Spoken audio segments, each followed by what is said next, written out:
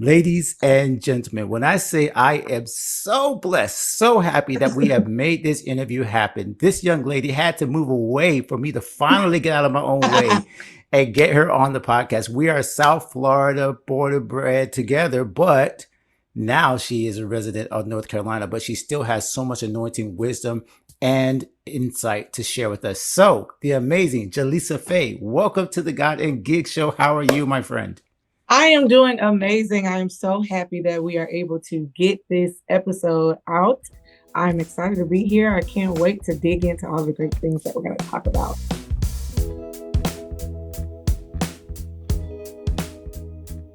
When people meet you for the first time, they're hearing about you or seeing you for the first time. They may not listen to your music or know who you are. So now you got to give them that 30-second elevator pitch of trying to give them at least a piece of what Jalisa is all about in the first 30 seconds. So when people meet you for the first time, what are those few things that you want them to know about you if they don't get a chance to learn anything else? I want them to know that I love the Lord. I want them to know that I am friendly. I want them to know that I am a people person. I want them to know that, this is a really crazy question, that I love music, not necessarily that I'm a singer, but that I do love music. And yeah, I think that's a good group of things that I want people to know when they first meet me. And I love that you didn't focus on the industry part, right? You didn't go right to the I'm a worship leader, artist, da, da, da, da, da, da. And I'm not saying those things aren't important. Right. But it says a lot about you that you didn't start there, because it shows that when you do get to your talent, when you do get to what you do in worship, what you do as a believer that has a gifting, but you don't lead with that. The first thing you want people to know is that you're a real person, that you enjoy life. And that's the thing that I got right away. Even when you were, again, I'm trying not to do the old man I told you at the beginning before we recorded why I'm doing like the Lord when she was a little girl. Yes, I'm trying not to do that. I was. But I have been, now I've been South Florida 30 years now. So I can now say I was around, and I used to see, it's like, where is this huge voice coming from this little person? And even though I wasn't really running with the same circles, because I had just gotten to South Florida. So you got to give me and the listeners and watchers a little bit of background. Tell me, what was those first formative years like? Did you start singing in church? Was it the first time you got on the pew, the first time you got in a choir stand? Like, where did the love of music that you just mentioned, where did that start? So my mom is a singer. My mom is a worship leader. She's been that since before I was born. And so I literally grew up, I was born into watching her lead worship as a baby, as a toddler. And I was literally, I think really the thing was I was always singing, but in public I wasn't. I was a dancer first. So 3 years old, 4 years old, 5, 6, those formative years were really more so heavily concentrated on dancing. So I was dancing in church, and then maybe around 7 years old, I had my first solo, because my mom found out I could sing. My sister discovered it first. She would always say she discovered me. And she told my mom, hey, she could sing. And so before I started singing at my home church, my mom would kind of take me to different services that she would have to sing at, and have me harmonize with her when she would do the sermonic selection and things like that. But my first solo at my home church was around 7 years old for the Christmas program. And that was kind of when everybody really found out that I could sing, and it was oh. And so then I kind of moved into being a part of the worship team in a youth group when I was in middle school, and stuff like that. But I had always been surrounded by music. My mom sings, my sister sings. She's even more focused on musical theater. And then my aunt sings, and my cousin sings, and my dad, he can carry a note, and he was a musician. He played trumpet in high school. So music was just kind of it's in my blood, really. So that's kind of how I fell into it. Well, you obviously fell into it, but because you had the gifting. And I know a lot of us, I will say myself included, when that musical family / that kind of just this is what we do thing falls on you, and you realize you do have a gifting, sometimes the first thing that happens is everybody starts to put that pressure on you. To either be something. And again, it doesn't mean that you don't welcome it, But sometimes in those formative years, it can get kind of tricky because now the thing I'm about to pivot to is, when does it become your thing? When does it become your sound? When does it become, I'm not just trying to please mom or make the church happy. Now this is something I want to do. So when was Yes. there a moment, I should ask, when it said, okay, no, I'm not just doing this for the family because I have to be in the choir. Now it's something I feel God either called me to, or that is really something that I want to choose to like pursue. Like, what was that moment, or what was that motivation? Yeah, so like honestly, I am a church girl to the core. So I loved going to church. I wanted to be at church for anything. And my mom honestly did not have to like force me to do anything, like even when it came down to music and singing. Like I loved being at choir rehearsal when I was a kid. I loved just sitting and watching, listening to the choir learn parts and, listening to the band and all of this stuff. So I kind of always had this dream, I guess, to even just be in the choir. It wasn't even really about like leading songs and stuff like Okay. that. But like when I was at Redeeming Word, me and my mom, I would just watch them. And then at one point when I was in middle school, our minister of music at the time, Kathy McClary, she said to my mom, she was like, do you think this was a Sunday morning? And so she's like, you think your daughter like would be good if she came up and sang with us? And my mom was like, yeah, like she knows all the songs. She know everybody part. Like it's whatever. So they literally pulled me up there, threw a robe on me because we were wearing robes at the time. Yeah. Threw a robe on my little self. And I got up there and I started singing. And I think the first time they just had me lead a song one random Sunday, I don't think I realized until then that I actually like had the ability to like lead worship. Leading with young adults and youth was one thing, and it can be daunting or difficult because kids will just stare at you. But I was a very friendly person, and because It's a like great training ground, though. That yeah, you for just said, you sure, said something that wherever you find yourself professionally, I don't think there's a better training ground than Sunday mornings, and especially if it's oh, youth. Like if you can get oh, through that crowd at eight yeah, o'clock in the morning, then you can yeah. sing and perform for anybody. Yeah. So like doing midweek services with them, kind of like, it definitely helped train me. And I, just got up when I got up in the adult choir and I was like, oh wow, this is something that I'm actually like gifted in. It kind of like stirred something in me because I love worship. I love singing praise and worship. I love leading. I just love being able to point people to Jesus. Like that's a really strong passion of mine. So I think from a child, it really just became my own thing without any real like forcing or prodding and pumping. I think it just happened, and it was like, okay, Lord, this is what I'm doing. Cool, let's do that. You As know, far as my artistry, it's like yes. it kind of, I feel like when I was watching like in high school, around maybe middle school and high school, like all of my when Tye Tribbett came out with the Life album, and then we started seeing like more videos of him, and when he came out with Victory, and like I had that DVD, and then I had Stand Out DVD. It was like he made everybody want to be a background singer because he had GA The was Jack, like yes, it was it was the standard. it It was was the standard. dopest. Like it was. I hate to say it like this because people are gonna say like, okay, the church is not a club, but it Right, did look right. like it was kind of like the coolest club.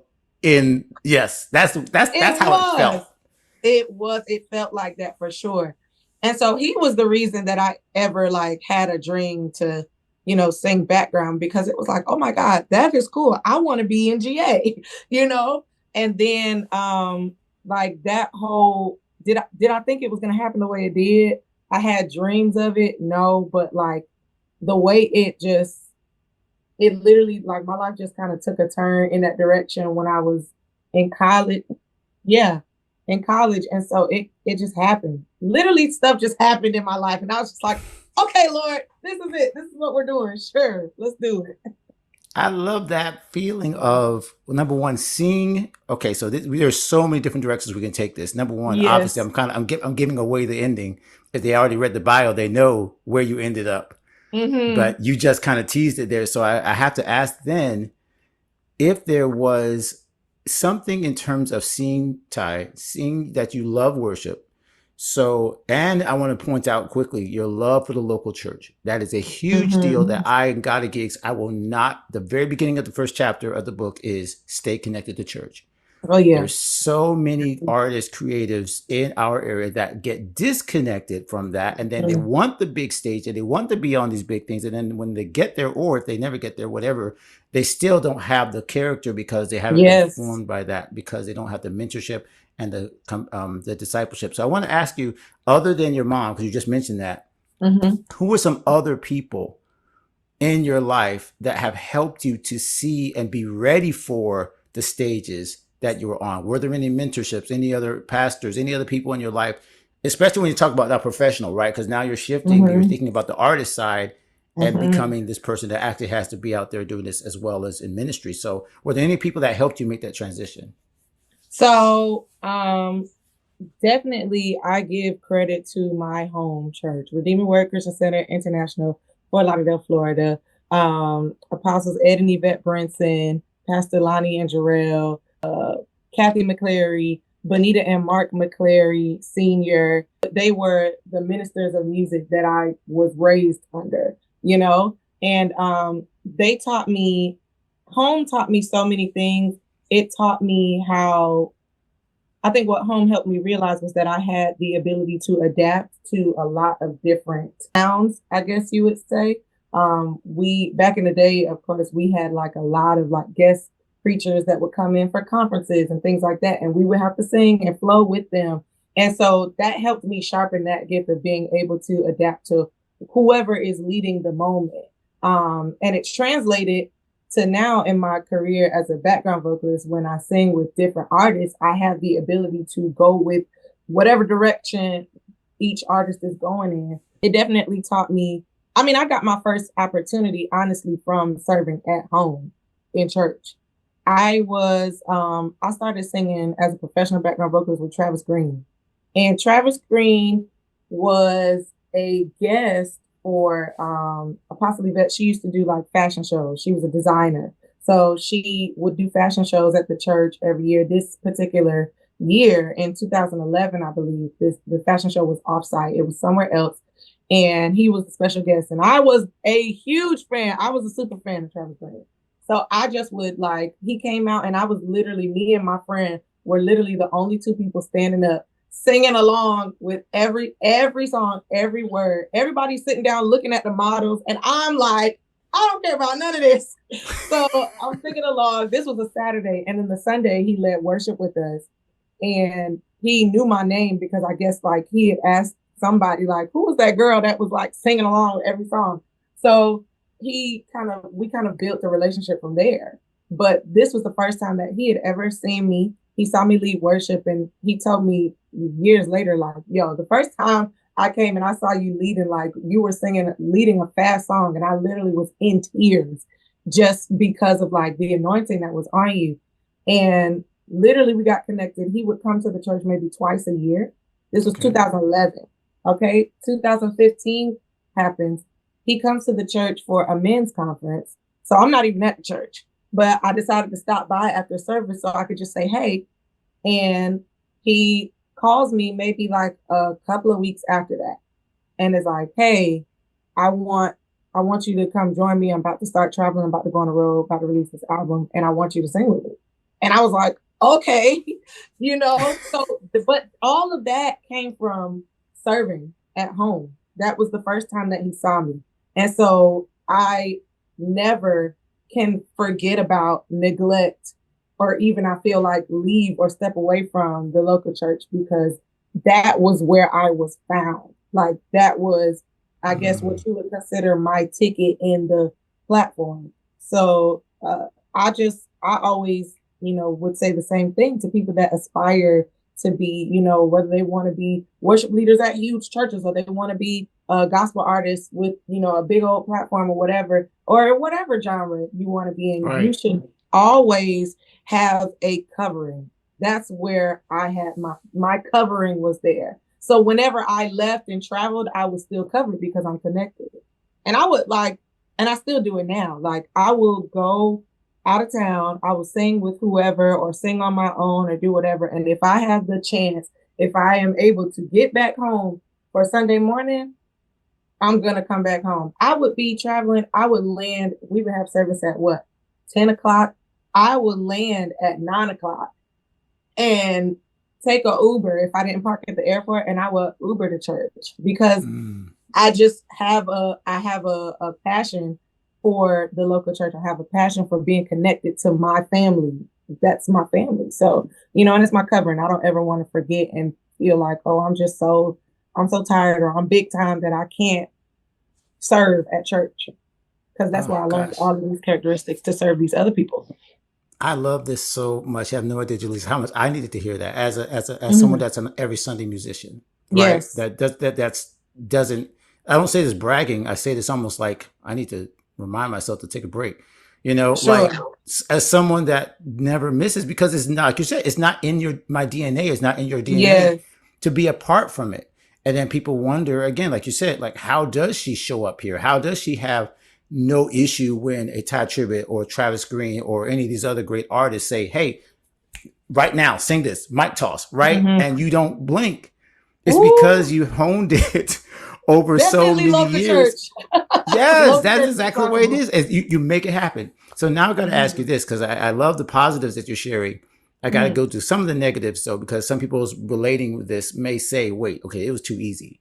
Right? That sounds too easy. So now I got to ask you, were there any pitfalls, any struggles, the biggest lesson that you had to learn while you were making this and Travis calls you? Was it on the road?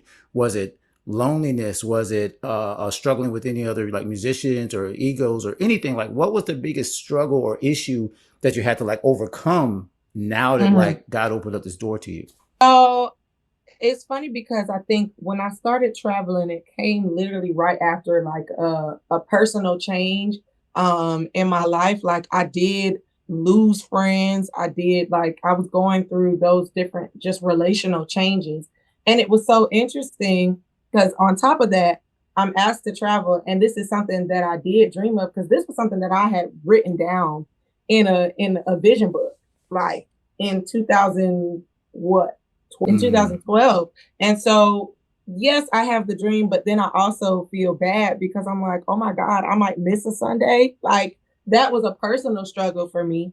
And then, like I said, that was on top of like losing friends, but God always makes up for where you lose. and the hard part is waiting. The hard part is waiting on when it's going to be made up for. But I found that when I was losing friends around that time, as I continued to serve and as I continued to just like, wait on the Lord and just serve him with my whole heart and be glad about it.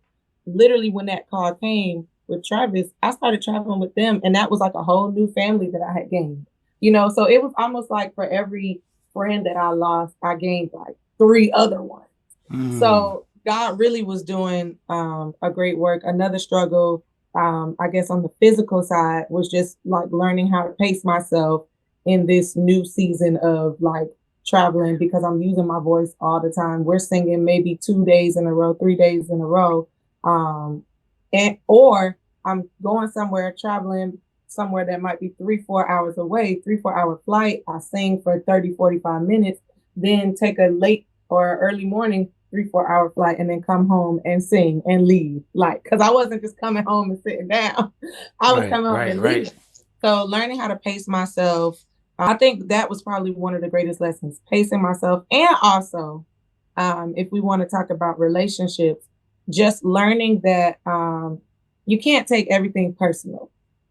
Ooh. Like, you cannot take everything personal. And because when you gain a little bit more of a bigger platform, or you gain a little more influence, or you gain these relationships with these people that are in higher places that you would consider, you're going to deal with like weird actions from people at home and also people in the industry.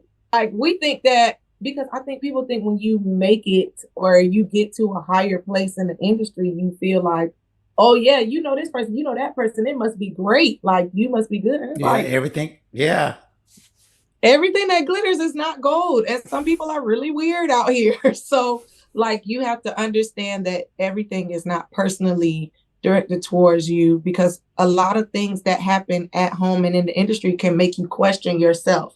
It can make you feel like, am I good enough? It can make you feel like, well, why are people overlooking me? Or why are people treating me this way? Like, I'm a good person, this, that, and the third. Like, you think that stuff, but you have to remember, this is not personal. This is literally just somebody going through their own thing. Everybody is going through their own journey. Everybody is at different points in their journey. And you have to, when you realize that and you understand that, you won't take anything personal. It'll just be like, oh, okay. Because there were things that I took personally that I felt like were done to me from people in the industry and people at home.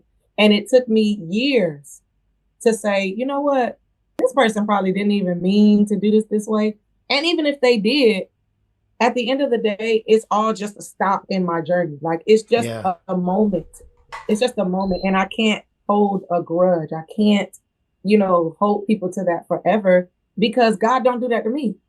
Right. So it's like, I literally, even in the last 2 years, have been in this place of like reaching out to people, whether I did them wrong or they did me wrong. And I'm just reaching out like, hey, like, I know things didn't really end that well in our friendship, but over it. So if you're over it, like, let's count this as water under the bridge. Like, it's totally fine. Like, I don't have no bad blood. I don't have no ill feelings. And it's people that I haven't had really ill feelings ever or in a long time, but I just had to get to a place where I could say it now to them. So that's beautiful. Yes. Wow. Now I got to tell you that what I'm hearing is obviously right there, the Matthew 18, right? If you even think that you have an issue with somebody, and this is going way beyond, this is why I love having these conversations. That's why every time I think about, okay, well, what's God and Giz going to be about now? What are we going to talk about now? It's like, there's no lack of need for building relationships. There's no lack of need for building people up so that we don't let this lifestyle, especially inside church, especially in ministry, take us out of what the whole point is, which is for us not to forsake the assembling of ourselves, that whole thing about the church.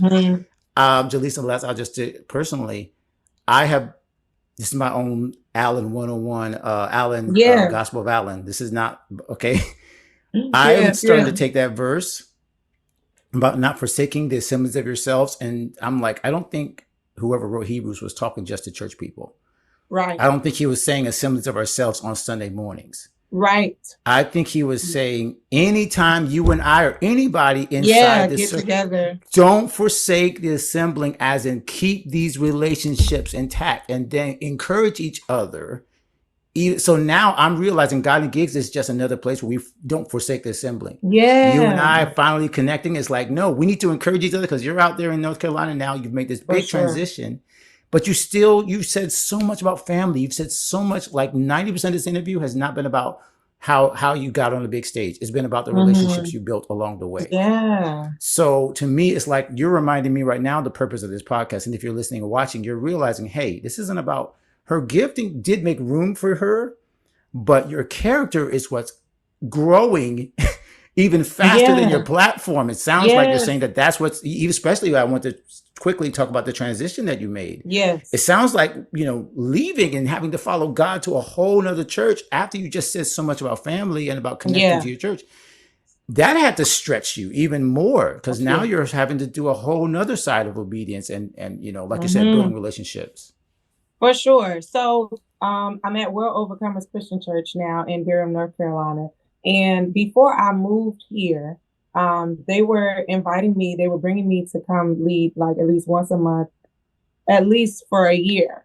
And I had known the worship pastor, Joshua Sissel. I had known him for a couple of years. The very first time I visited here and sang here was 2 years ago.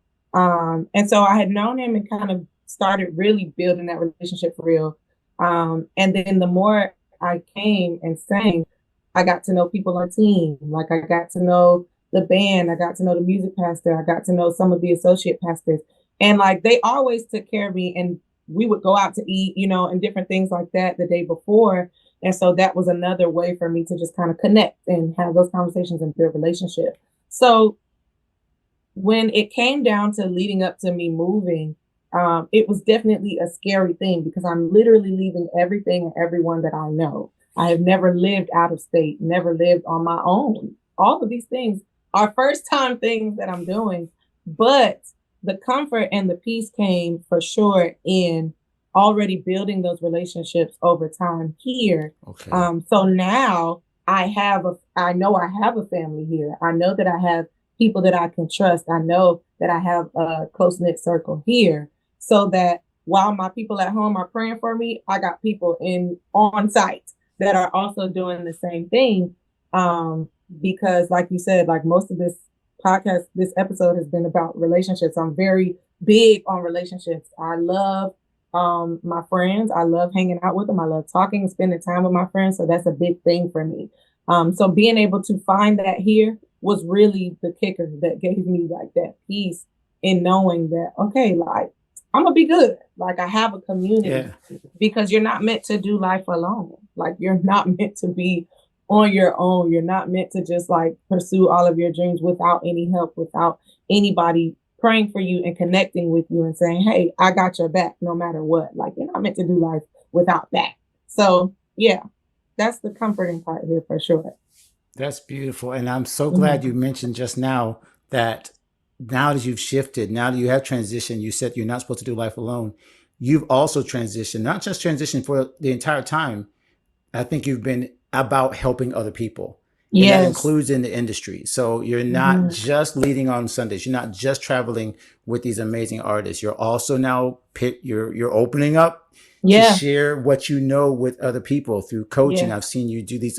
Your live streams were like, you were killing it. It was like people were just going left and right. Like, okay, Jalisa, break this down, do this, do this. So tell me a little bit about that heart for you to now serve others, not just in the local church, but serving other artists. Like, where does that come from? What are you trying to do to help other artists, background vocalists like you, you know, to navigate this world? Yeah. So I have, because I was serving at such a young age and I was like running rehearsals and teaching songs and stuff, it really made me happy to teach somebody something and they get it. And like that confidence and joy that they get from that, like that made me happy. And so people would ask me over time, like, oh, Jalisa, like, when are you going to start giving lessons? Like, you should give lessons. And I'm like, and then when I graduated from college, with my degree in music, with a concentration of vocal performance, it kind of was like, okay, you know, I can kind of start doing it a little more seriously because, you know, some people, they don't take you serious unless you have a degree. True. Yeah, true. They want the paper. True. So, you know, I started taking it a little bit more seriously. I was coaching people here and there, but then once I graduated, I took it more seriously. And I really just realized how many singers, entertainers, worship leaders, all of the above lack that confidence in themselves. And these are people that will have amazing gifts.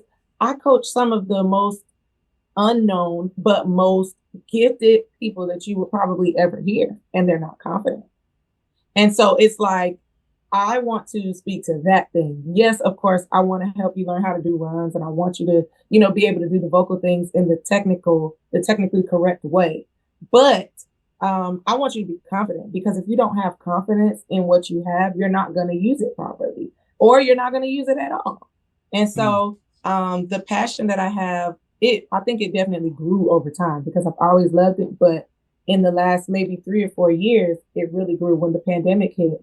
Arnisha Randolph, she started doing this school, like this business school called Empire University. And so I was a part of like the first cohort, and she had us all like going through this thing. She's teaching people how to get their business license, their LLC. She's teaching people all of these basics of business and helping them go as far as they can go. And so in that school was where I kind of came up even with the idea of like Mimic Mondays, where I used to go on live and break down runs to different songs and stuff. And during that time, I purchased my LLC for Find Your Voice Coaching Services. And I named it Find Your Voice because that's what I help people do. I help people. I would be helping my best friend, Sarah Grissell, who is the owner of the Candy Girls. If y'all do not know about the Candy Girls, go get it from. But yeah, she's also an actress. She's a singer. Okay, so I would be coaching her. Like whenever she had a show, she would call me and be like, I need a session. Like we need to get together. And so we would get together and I would help her sing songs, but I would help her sing them like her and not Yeah. like whoever else wrote the song. And so when I came up with the name Find Your Voice, she was like, yeah, no, that's perfect because that's what you help people do. Like I want people to sing songs like them. I want them to find their voice within a song that may have been written by somebody else. Or if it's their original song, I want them to sing it the best way they can do it. So yeah, I said a lot, but yeah. No, you said the perfect, and this is why, like I said, every time I really do think that these episodes are all about not what I think or what you think, what the person that's listening or watching needs. Mm-hmm. So the fact that we went so seamlessly from be connected to your local church, which again is my heart, like it is literally the heartbeat of everything I do. This is why we survive in this gig world, in this crazy world of traveling. This is why you're able to build those relationships and go back to people. Like that was huge. Somebody's going to listen and forgive someone and let them go. And that's going to do way more for their career than any particular like entrepreneurial or, hey, do this little thing with your music career. So I feel like you covered it because this is really what it's all about. It's all of the facets of your life. But I do want you to give one highlight moment, because I know a lot of people are looking either at the tiny desk or they're looking at this and they're like, okay, Jalisa, you gotta pick one. Tell me the highlight moment that you were like, whoa, God, like I know you could do all things, but I could not believe I'm right here doing this or singing this or with this person. So just give me one of those moments so that people can see all the work you did. Or pick one out of 5. I don't know. One out of the top 10. One of the top 10. You don't have to pick the top, but one of the top 10 where you were like, this is why it's worth it. Oh, man. There's so many great moments.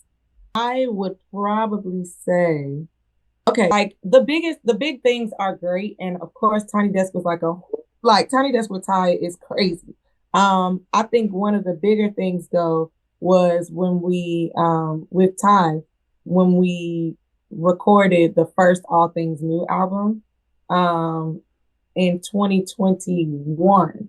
We recorded literally the week of. They were like, okay, hey, like we're doing a recording. And I had been singing with him for maybe a few months at the time. Getting the call itself is already like crazy. Yeah, we didn't even get into that. I was like, yeah. If you want, I can do like a really quick, like 2-minute story on how all of this happened. Well, yes, you could do that, but we'll make them come back and have to do a part 2. But yeah, if you want to give me like just the cliff notes. The call was okay. So the call was crazy. So back in 2011, the Faith Center used to do this thing called the Impact Night, and so they would have like Tye come and preach, and people would do praise and worship. The youth choir would sing with him. And this particular year, I wasn't able to come to the youth choir rehearsal. So I just, I went to the event and he was calling all the young people to the front. So I went down to the front of the stage. He needed a soprano to sing Tell Me Who Can Stand Before Us. If y'all have followed me, y'all know that I'm not a soprano. But anywho, the youth choir director knew me and pulled me up on the stage to sing. That was my first real encounter with Tye Tribbett ever, right? Sang in front of all those people, blah, blah, blah. Years later, okay, I meet Tye while I'm singing with Travis Greene. So we kind of have that connection again, right? 2017, he comes back for Impact Night to South Florida. I actually open up with praise and worship. And then 5 minutes before he gets on stage, he asks for me and my singers to sing with him. Wow, okay, another connection made, boom. 2019, he reaches out and he tells me like, hey, I got some things coming up. I want to keep you in mind, what's your contact? I give it to him, right? 2021 happens. Okay. And his manager calls me and says, hey, we got this coming up with Tye, He really wants you to be a part, such and such and such. And that is how it all started. I was in the middle of a coaching session when his manager called me and I didn't answer the phone because I didn't have his number. He texted me.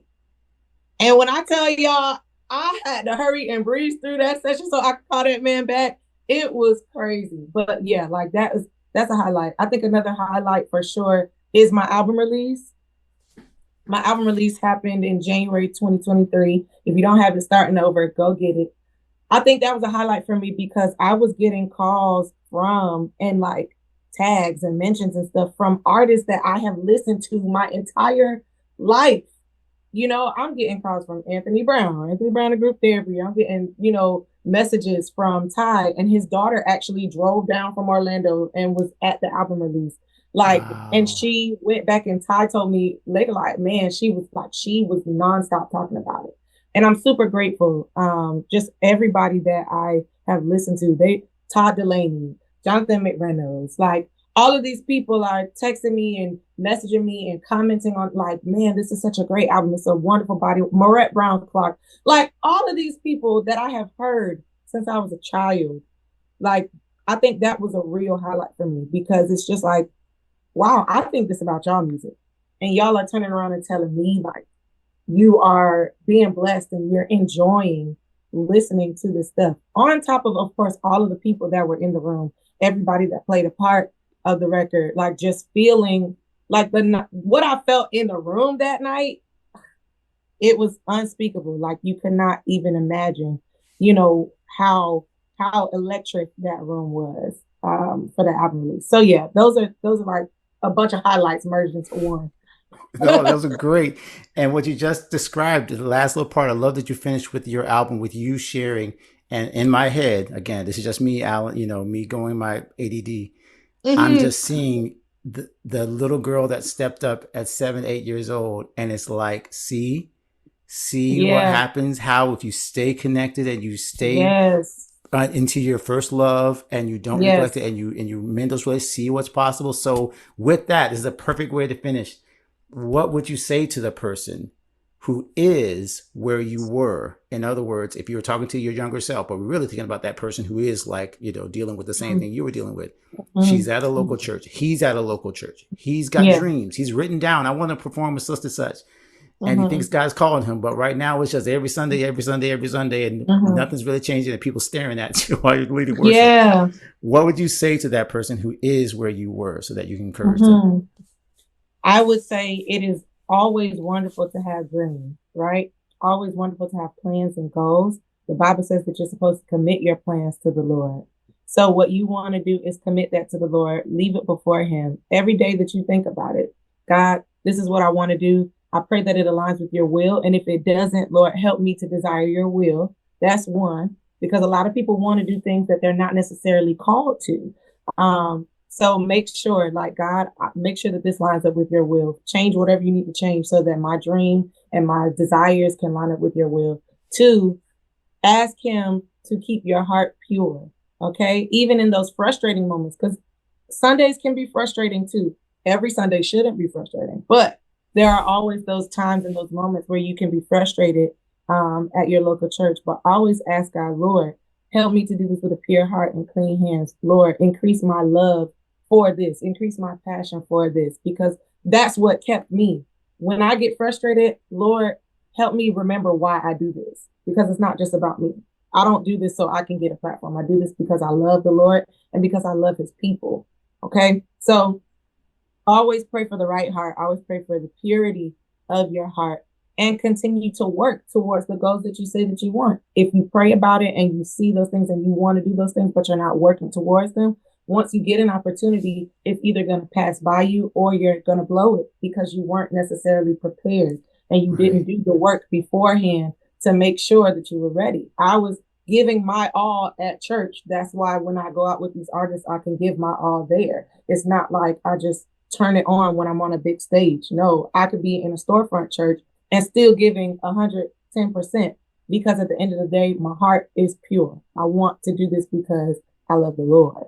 So yeah, I think those would be the main things that I would say. Commit your plans to the Lord. Always ask him to purify your heart. It's a constant daily ask of the Lord to just purify your heart, give you the strength to continue to work towards your goals, but also serve where he has planted you, if he has truly planted you where you are right now. So, my goodness, my sister, I cannot tell you. See, this was why it was perfectly timed, right? It was so good. Would have been, if we had done this 5, 6 years ago, we wouldn't have had 100% of this would have been like, all this. Look at God. Okay, so for those people who are still old school, who are going to write it down, I know it's in the show notes, it's in the description. They can click the link. They should have already clicked the link, followed you. They should have already been connected with you, but maybe this is their first chance. So just tell them how they can stay in touch with you. What's the best contact, social media channels? Just tell them everything so they can stay in touch with the amazing Jalisa Faye. All right. Instagram, you can find me at Jalisa Faye. Facebook, Jalisa Faye, no space in between. TikTok, I want a little better. I need to do even more better on TikTok, but you can find me at the real Jalisa Faye. And yeah, those are my socials. Did you want me to give email and things like that too? If you want to follow your coaching, if they want to connect with you, yeah, Oh, that's the best coaching. way. Boom, coaching. Follow my coaching page at FYV Coaching. That is at FYV Coaching on Facebook. Find Your Voice Coaching Services. Awesome.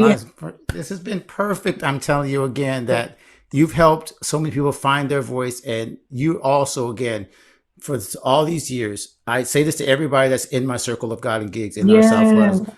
If you weren't doing what you were doing authentically, I couldn't do what I do. You and all of our friends really just made the community where it's like, I can feel comfortable being who I am, even in this space. And so I appreciate you. Thank you for so much of your inspiration over the years. And God's going to do even more. But thank you so much for this time being a part of the God and Gig Show. Appreciate you so much. Yes, thank you. My friend, thank you for watching this episode. If that blessed you, you got to make sure that you stay connected with this community and this channel so that you can get more where that came from. We're sharing great interviews, tactics, strategies, mindsets, lifestyle choices. Everything is going to help you become a totally confident creative. And don't miss an episode of the God and Gig Show. If you are staying connected to our channel, you'll be able to find us anytime we release new episodes. And you can check out some of our archives of almost 200 episodes now that we've shared over the last few years. Make sure you check out one of the suggestions right now because it's probably perfect for you to continue to develop as a creative. And continue to stay connected with us because we're here to help you become the creative that God created you to be. We'll see you in the next episode.